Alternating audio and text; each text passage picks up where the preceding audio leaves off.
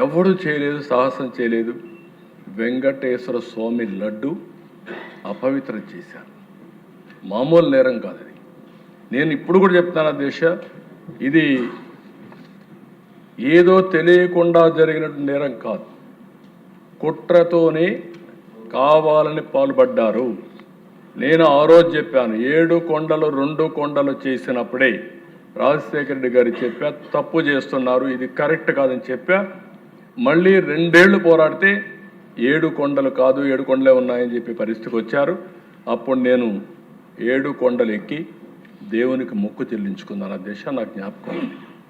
అలాంటిది మొన్న మీరు చూస్తే ఎన్డీడీబీ ఇచ్చిన రిపోర్టు, ఆ తర్వాత జరిగిన పరిస్థితి. ఈవెన్ టుడే అధ్యక్ష, దేశంలో ఉండే పూజారులు కానీ హిందూ మత పెద్దలందరూ కూడా గగ్గోలు పెడుతున్నారు.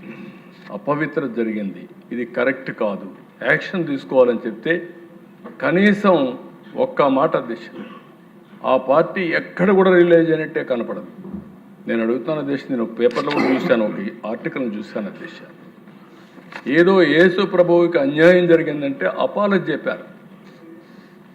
నేను అడుగుతున్నాను అధ్యక్ష, మీకు యేసు ప్రభువుకి అన్యాయం జరిగితే నువ్వు అపాలజీ చెప్పావు, నేను కూడా తప్పు చేస్తే నేను కూడా చెప్తాను. వెంకటేశ్వర స్వామిని అపవిత్రం చేస్తే దానికి సమాధానం లేదు అధ్యక్ష.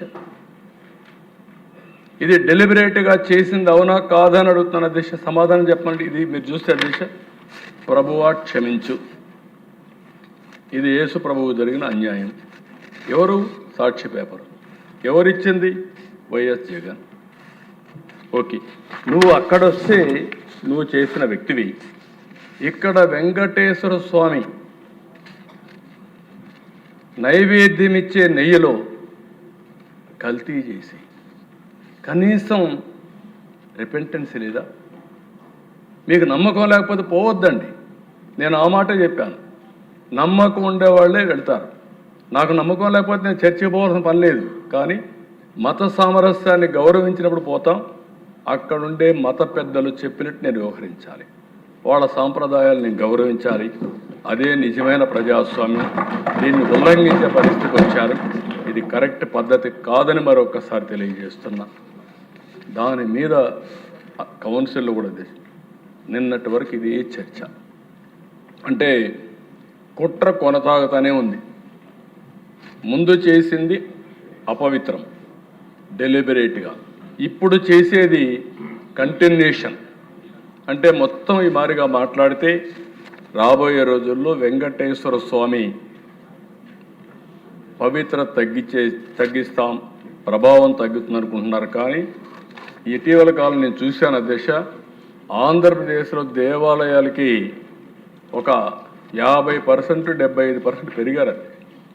అన్ని టెంపుల్స్కి ఎక్కువ వచ్చే పరిస్థితికి వచ్చారు. ఎవ్వరు ఏమీ చేయలేరు.